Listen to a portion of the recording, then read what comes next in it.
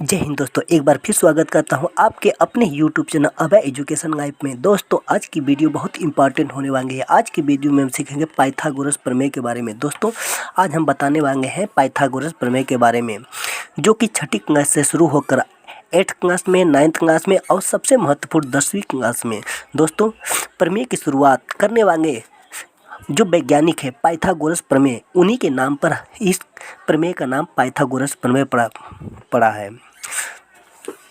दोस्तों एक बात मैं बताना चाहूँगा। पाइथागोरस प्रमेय जी ने एक बात कही थी, उनकी बात पर हम आज थोड़ा सा गौर करते हैं। पाइथागोरस प्रमेय जी ने एक कहा था कि आप जब भी एक समकोण त्रिभुज बनाएंगे तो उसमें सबसे बड़ी भुजा जो सबसे बड़ी भुजा होगी वो कर्ण की होगी, वो कर्ण की होगी। दोस्तों एक बात मैं आप लोगों को ज़रूर बताना चाहूँगा। अगर आप लोग आज की वीडियो देख लेते हो तो पाइथागोरस संबंधी सवांगे हैं, वो सारी सवांगे आज की वीडियो में सारी समस्या का समाधान हो जाएगा। इस टाइप की अगर परीक्षा में कोई भी सवाल आती है तो आप आसानी से इसको हल कर सकते हैं। दोस्तों थोड़ा ध्यान देना, पाइथागोरस प्रमेय का सूत्र तभी लागू होता है जब त्रिभुज का एक कोण, कोई भी एक कोण समकोण हो, यानी 90 डिग्री का हो। चलिए हम सवाल को चित्र के द्वारा हम समझाते हैं। जो सवाल दिया गया है आपके सामने, जो दिया गया है उसको हम चित्र के द्वारा दिखाते हैं।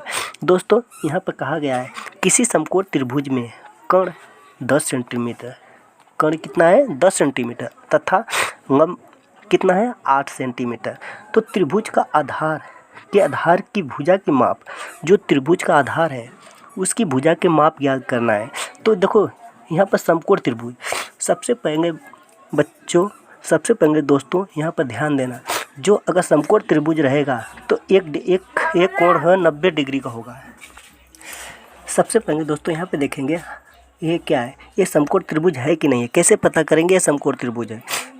दोस्तों ये चित्र देख रहे हो, ये समकोण त्रिभुज को दर्शाता है। यानी ऐसे यहाँ पर हम 90 डिग्री भी लिख सकते हैं, यहाँ पर क्या करते हैं 90 डिग्री भी लिख सकते हैं। लेकिन अगर यहाँ पर 90 डिग्री नहीं लिखा होगा तो ऐसा चित्र होगा तो क्या है, समकोण त्रिभुज है। आशा करते हैं आप लोगों को पता हो गया होगा कि समकोण त्रिभुज कैसा होता है। अब बच्चों इसमें ध्यान देंगे, दोस्तों इसमें ध्यान देंगे कि इसमें बताएंगे, आप बताओ कि इसमें आधार कौन है, इसमें लंब कौन है और कर्ण कौन है। इसमें आधार कौन है, लंब का कर्ण की भुजा प्राप्त कीजिए। आपको ज्ञात होना चाहिए, आपको पता होना चाहिए कि इसमें आधार कौन है, लंब और कर्ण कौन कौन है। सबसे पहले आप ध्यान दोगे जो 90 डिग्री का कोण होता है, 90 डिग्री का कोण जो होता है उसके जो सामने की भुजा होती है, उसके सामने की भुजा वो हमेशा क्या होती है, कर्ण होती है। ये क्या होती है, कर्ण। यानी ये जो लाइन है, ये भुजा ये हमेशा कर्ण होती है। जैसे एक चित्र में आपको बता देता हूँ, ये 90 डिग्री, इसकी जो सामने की भुजा होती है हमेशा क्या होती है, ये कर्ण होती है। अब बच्चों इस पे जो लंब कौन है, लंब जिस पे लंबाई जो खड़ी है वो क्या कहलाती है, लंब। यही तो लंब खड़ा है ना, तो ये हमें क्या आता है, लंब कहलाता है। और ये आधार कौन है, आधार जिस पे हमारी भुजा जो टिकी रहती है, जो हमारा जो होता है एंगल कोण टिका रहता है, वो क्या कहलाता है, कर्ण कहलाता है, तो आधार कहलाता है। तो इसी पे टिका हुआ है, इसी पे टिका, तो ये क्या है, आधार। तो आप लोगों को समझ में आ गया। तो यहाँ पर देखिए हमारे क्या कह रहा है, त्रिभुज, समकोण त्रिभुज में कर्ण 10 सेंटीमीटर, तो इसके जो होता है कोण, जो 90 डिग्री के सामने की भुजा है 10 सेंटीमीटर, ये क्या है, कर्ण है। और लंब क्या है, लंब जो है 8 सेंटीमीटर, यह क्या है 8 सेंटीमीटर। तो क्या कर रहा है, आधार का माप, तो आधार यही आधार होगा ना, तो आधार की माप पता करने को कह रहा है। चलिए दोस्तों हम सवाल को हल करते हैं। दोस्तों हल करने से पहले एक बात बताना चाहूँगा। इसमें जो हमारा जो है सवाल है, जो हमें दिया गया सवाल, इसमें जो दिया है उसको हम पहले लिखेंगे। तो यहाँ पर लिखेंगे दिया है,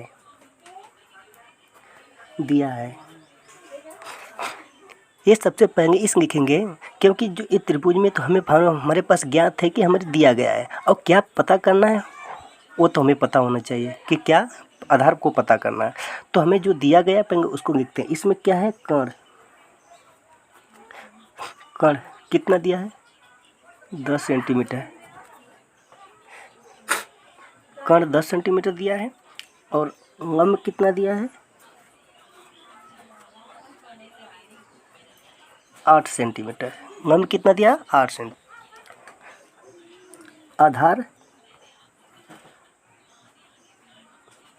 आधार पता करना है, ये हमारा दिया गया है, इतना दिया गया है।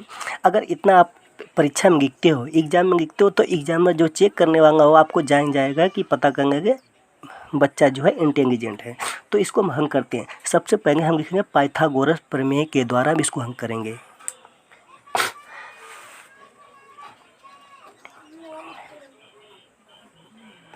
पाइथागोरस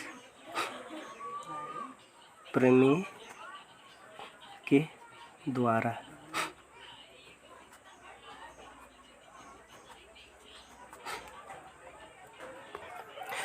दोस्तों आप लोगों को पता होना चाहिए पाइथागोरस प्रमेय का सूत्र क्या होता है। यहाँ पर सूत्र होता है लंब का स्क्वायर प्लस आधार का स्क्वायर इसके बराबर कर्ण के स्क्वायर के बराबर होता है। यानी हम इसका स्क्वायर करेंगे प्लस इसका स्क्वायर का योग करेंगे बराबर हमारे कर्ण के स्क्वायर के बराबर होगा। इसका यही सूत्र होता है। तो हम इसको सूत्र को लिख लेते हैं। दोस्तों अब अगर आप लोगों को पता नहीं लगता कि लंब आधार कर्ण अगर नहीं पता है, फिर भी ये चित्र देख रहे हो, ये चित्र 90 डिग्री का चित्र है। इससे सटी जो भुजा होती है, इसके जो संपर्क में जो भुजा होती है, जैसे ये लंब सटा है आधार सटा है, इन दोनों को जोड़ के यानी इन दोनों को वर्ग करके जोड़ देना और इसके बराबर कर देना। तो यही इसके बराबर होगा। यानी इसका वर्ग प्लस इसका वर्ग बराबर इसके वर्ग के बराबर होगा। ठीक है ना, आसान सी भाषा में। पहले सूत्र को लिख लेते हैं। आधार का वर्ग प्लस लंब का वर्ग बराबर किसके बराबर होगा, कर्ण के वर्ग के बराबर होगा। यही हमारा सूत्र है। इस सूत्र को हमेशा याद रखना। अब यहाँ पे क्या है, आधार तो पता करना है। तो यहाँ पर आधार पता करना है तो इसको आधार लिखेंगे, इसका वर्ग करेंगे प्लस लंब कितना है 8 है तो 8 का वर्ग करेंगे बराबर कर्ण कितना है 10 का वर्ग करेंगे। समझ में आया, इतना तो समझ में आ गया होगा। अब यहाँ पे क्या करोगे, ये आधार तो आधार का वर्ग हो गया, इसको लिखते जाएंगे। 8 का वर्ग कितना होता है, 8 का वर्ग कितना होता है 64, तो प्लस 64 बराबर 10 का वर्ग कितना होता है 100।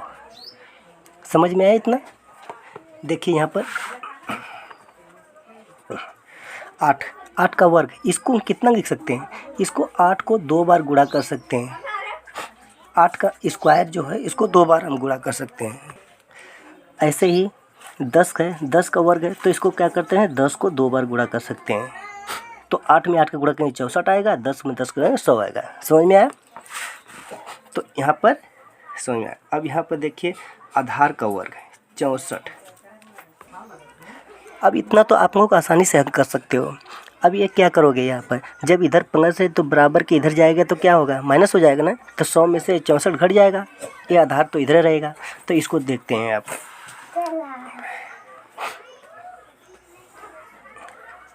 तो आधार का वर्ग बराबर 100 माइनस 64, क्योंकि 64 उधर प्लस था इधर प्लस था, इधर जाएगा तो माइनस हो जाएगा, तो यहाँ पर घट जाएगा तो कितना आएगा।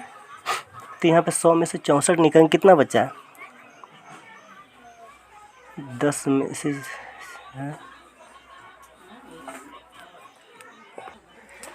कितना हो गया 36। आधार का वर्ग कितना हो गया 36। अब इसको ध्यान से देखो, इसको वर्ग को हटाएंगे तो एक कड़ी में हो जाएगा, अंडर रूट जिसको कहते हैं। तो इसको वर्ग को हटा देते हैं, यहाँ पर आधार हो गया बराबर ये अंडर रूट 36 हो जाएगा। ठीक है। अब इसको अंडर रूट को हटाने के लिए क्या करेंगे, अगर कोई संख्या अगर जोड़ा है तो वो जोड़ा है 2 है तो 1 बाहर निकलेगा। तो हम इसका क्या करेंगे, सबसे पहले गुणनखंड कर लेते हैं। इसका 36 का गुणनखंड, तो 36 का गुणनखंड करने आता है ना, गुणनखंड आता है कि नहीं आता है? अगर नहीं आता है तो हमारी वीडियो में देख लेना, आपको समझ में आ जाएगा। तो यहाँ इसका गुणनखंड 2 गुणे 2 4 3 12 3 36, तो 2 दूनी 4 3 12 3 36। ठीक है दोस्तों, अंडर रूट से बाहर निकालने के लिए अगर जोड़ा है तो 1 बाहर आ जाएगा, जितने भी जोड़े हैं बाहर आ जाएंगे। देखो एक जोड़ा है तो अंडर रूट से 1 जोड़ा है तो 1 बाहर आया, 2 आ गया और गुणे का चिन्ह है। और एक जोड़ा ए है तो 1 जोड़ा ए बाहर आ गया, तो कितना हो गया 6। तो ये हमारा 6 हो गया। आधार कितना हो गया, आधार 6 सेंटीमीटर। यही 6 सेंटीमीटर हमारा उत्तर हो गया, यही हमारा क्या हो गया, आंसर हो गया। यानी जिसका आधार पता करने करे तो वो कितना है, 6 सेंटीमीटर। अब यहाँ से जो सवांगे हैं इसको एक टाइप से और भी लगा सकते हो।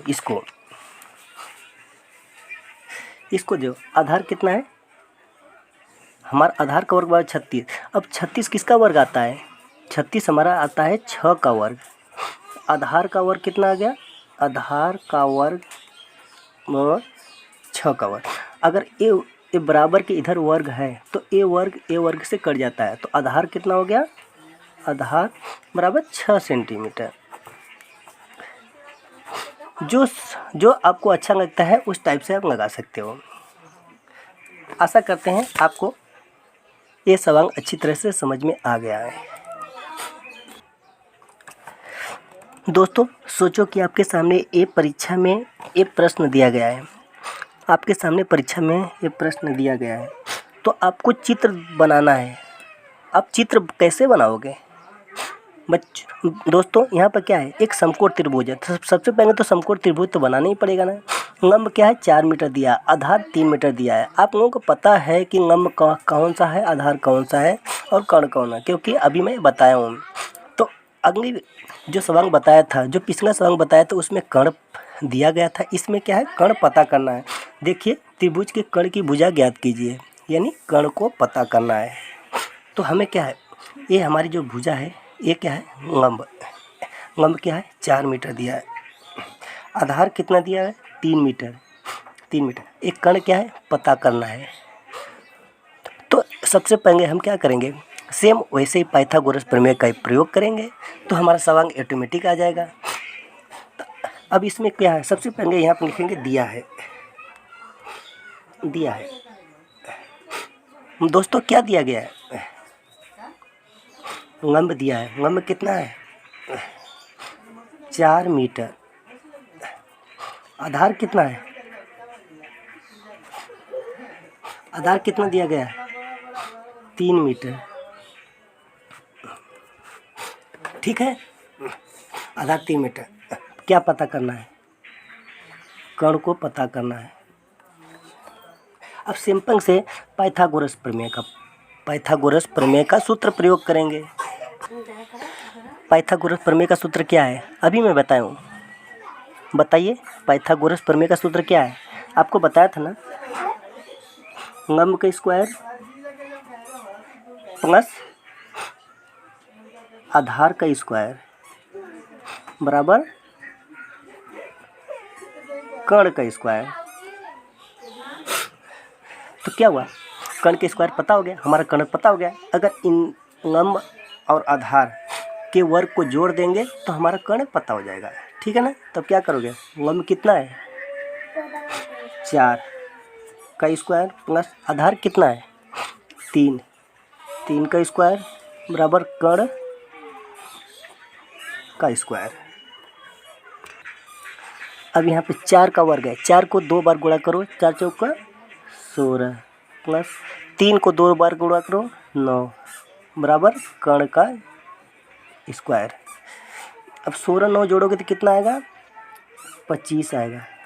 25 बराबर कर्ण का स्क्वायर हो गया।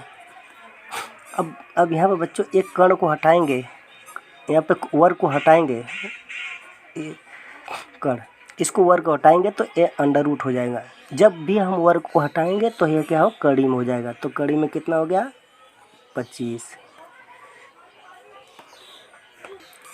अब इसको क्या करेंगे 25 को गुणनखंड कर देंगे तो कितना 5 गुणे 5, ठीक है ना। तो क्या हो गया बराबर कर्ण हो गया। अब क्या करेंगे ये 2 बार है, 2 बार है तो एक बार निकल जाएगा ना, क्योंकि 2 है तो एक निकल जाएगा बराबर 5 आ गया बराबर कर्ण। तो कर्ण कितना आ गया 5 आ गया। 5 क्या आ गया मीटर आ गया। यही हमारा उत्तर हो गया। यही हमारा क्या हो गया उत्तर हो गया है ना दोस्तों। बहुत आसान है, आप लोगों को सिर्फ समझने की देर है। आशा करते हैं दोस्तों आज के जो वीडियो है पाइथागोरस प्रमेय संबंधी जो सवाल हैं, अगर कभी भी परीक्षा में आएंगे तो आप अच्छी तरह से इसको लगा सकते हैं, कभी नहीं भूलोगे। आशा करते हैं आज की वीडियो आप लोगों को अच्छा लगा। अगर हमारे चैनल पर नए हैं तो प्लीज़ सब्सक्राइब करके बेल आइकन को दबाना ना भूलें। तो हमारे वीडियो को लाइक शेयर और सब्सक्राइब करना ना भूलें। थैंक यू दोस्तों, आज के लिए इतना ही। फिर मिलेंगे नेक्स्ट वीडियो में, तब तक के लिए जय हिंद।